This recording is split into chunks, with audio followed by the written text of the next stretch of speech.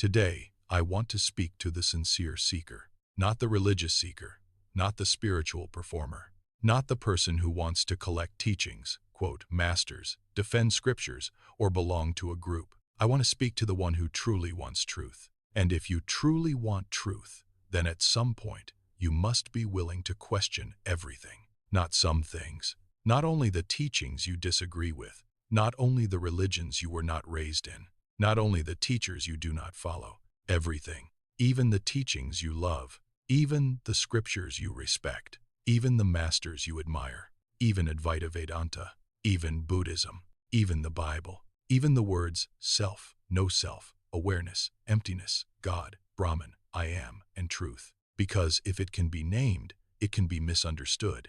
If it can be spoken, it can be changed. If it can be written, it can be interpreted. If it can be interpreted, it can be altered by the mind of man. And if it can change, then it is not the real you. That is where inquiry must begin. We have to look honestly at what happens when truth passes through the human mind. A teaching may begin as a direct seeing. A sage may speak from silence. A prophet may speak from revelation.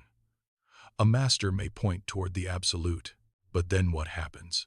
The words are remembered, then repeated, then translated, then organized, then debated, then defended, then institutionalized, then protected, then used to create identity, then used to create division, then used to say, this is the only way. And once that happens, the living pointer becomes a system. The system becomes a belief. The belief becomes a wall. And the wall becomes another prison for the seeker. This is not to attack any tradition. This is not to disrespect the Bible, the Vedas, the Upanishads, the Buddha, Nagarjuna, Adi Shankara, Ramana Maharshi, Nisargadatta Maharaj, Krishnamurti, Jesus, or anyone else. That is not the purpose. The purpose is to ask, are we seeking truth?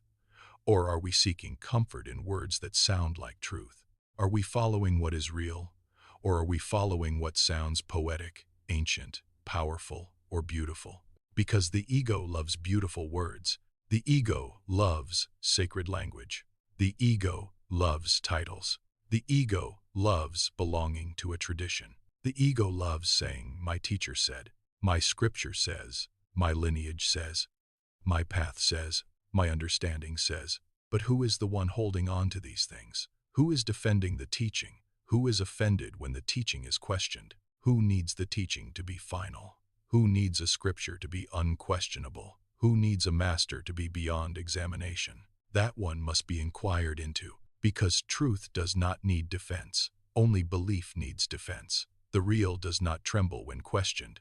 Only the ego trembles. Look at history. What is being taught today is not always what was taught hundreds or thousands of years ago. Teachings have changed. Practices have changed. Rituals have changed. Doctrines have changed. Religions have divided. Schools have argued. Translations have shifted meanings. Men have taken what was subtle and made it rigid. They have taken what was inward and made it outward. They have taken what was silent and made it ceremonial. They have taken what was simple and made it complicated. They have taken what pointed beyond the mind and turned it into something the mind can own. And this is why the seeker must be careful, because man has a tendency.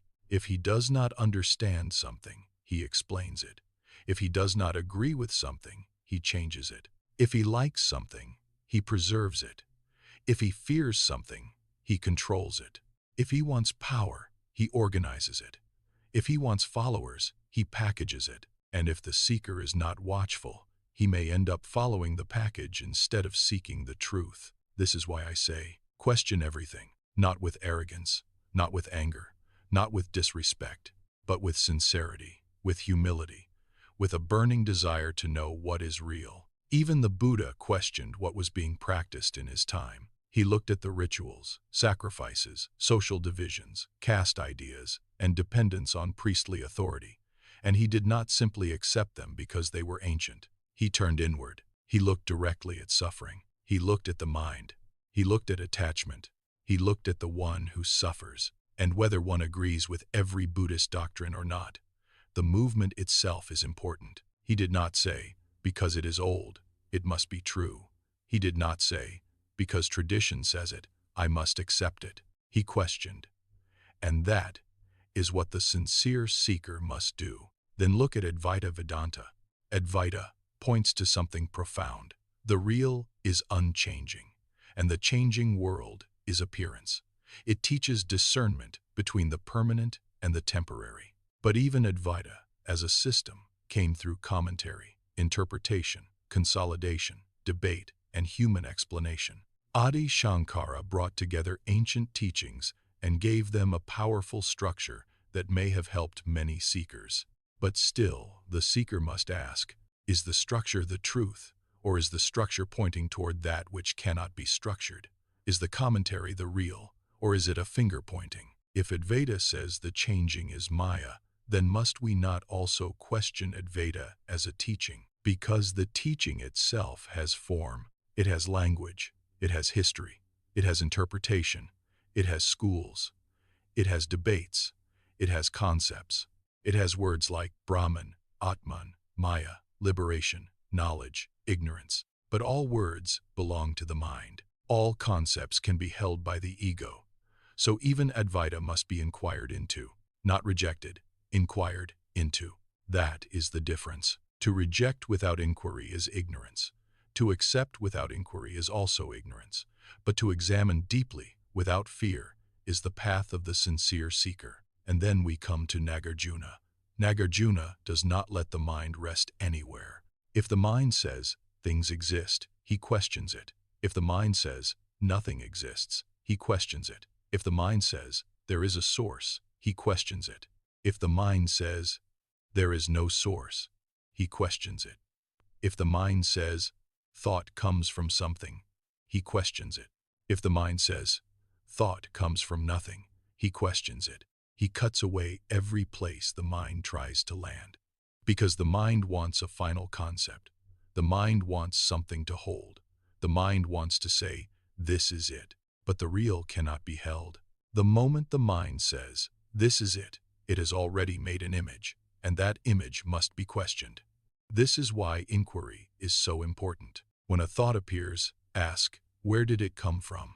When the answer comes, it came from conditions, ask, where did the conditions come from? When another answer appears, ask, who is asking? Who wants to know? Who wants a final answer? Who wants something to grasp? Follow it all the way back, not intellectually, directly, in silence. And when the thought dissolves, do not create a new belief about where it went. Do not say too quickly, it returned to awareness. Do not say too quickly, it returned to emptiness. Do not say too quickly, it returned to God. Do not say too quickly, it returned to the self. Those may be pointers, but they may also become subtle traps, because the mind can turn even awareness into an object. The mind can turn emptiness into a belief. The mind can turn self into an identity. The mind can turn I am into another prison. That is why this channel is called Beyond the I Am, because even I am must be questioned. Even the sense I exist must be examined. Even the witness must be examined. Even the observer must be examined. Even silence, if held as an experience, must be examined. Because the real you is not something that comes and goes. It is not a feeling.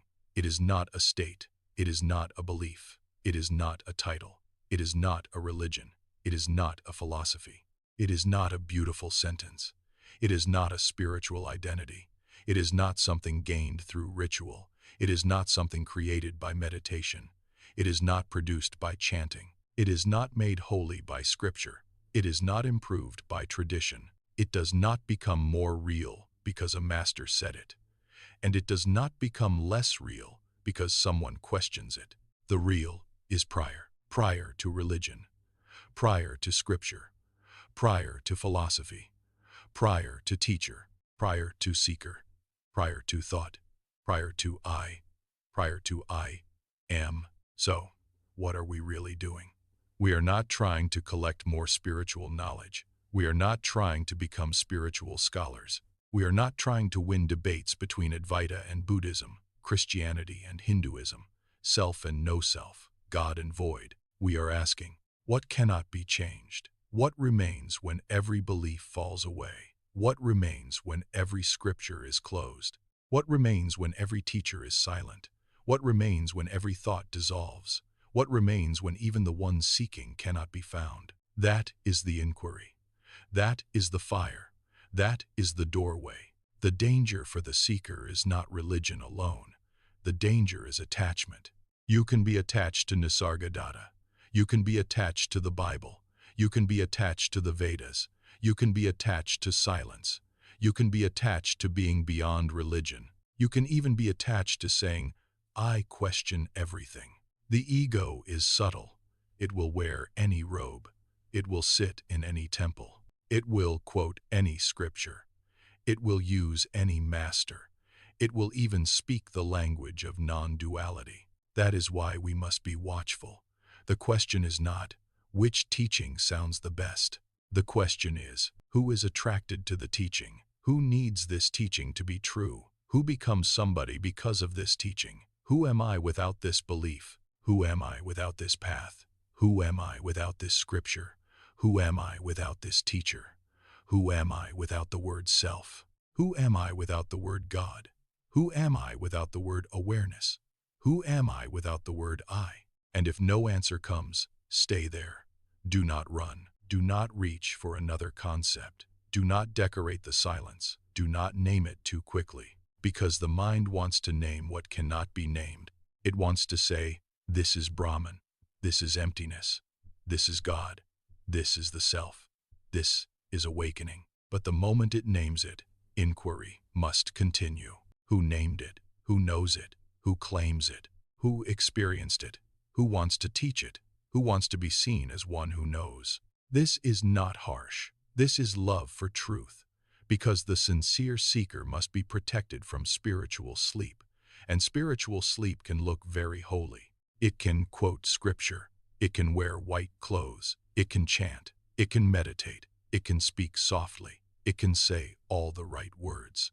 But if there is still attachment, identity, fear, pride, division, or dependence, then inquiry is not finished. So, I am not saying throw away the teachings. Read them, study them, respect them, learn from them. But do not bow to them blindly. Use them as mirrors. Use them as pointers. Use them as tools for inquiry. But do not make a home in them. Do not carry the raft after crossing the river. Do not worship the finger pointing to the moon. Do not confuse the map with the territory. Do not mistake the word for the real, because truth is not in the word. Truth is not in the book. Truth is not in the system. Truth is not in the ritual. Truth is not in the performance. Truth is not in the personality of the teacher. Truth is not in the beauty of the language. The real is what remains when all of that is gone. So, question everything. Question the old. Question the new. Question the respected. Question the rejected. Question the teacher. Question the scripture.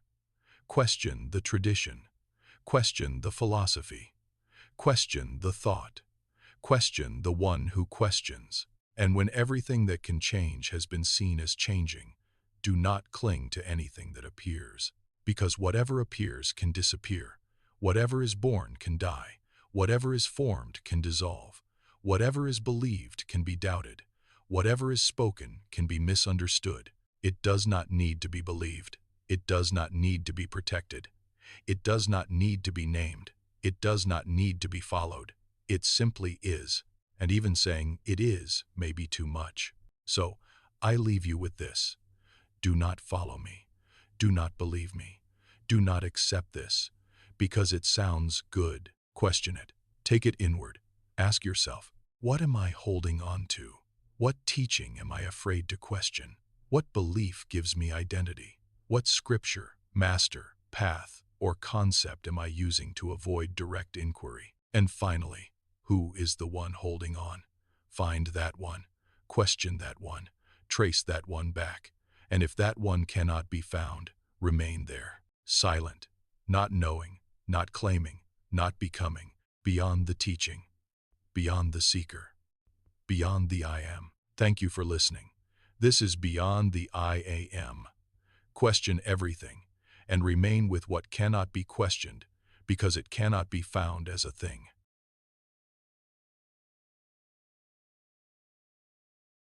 If this resonated with you, please like, subscribe, and share it with anyone who may be seeking the same silence. Help the channel to grow.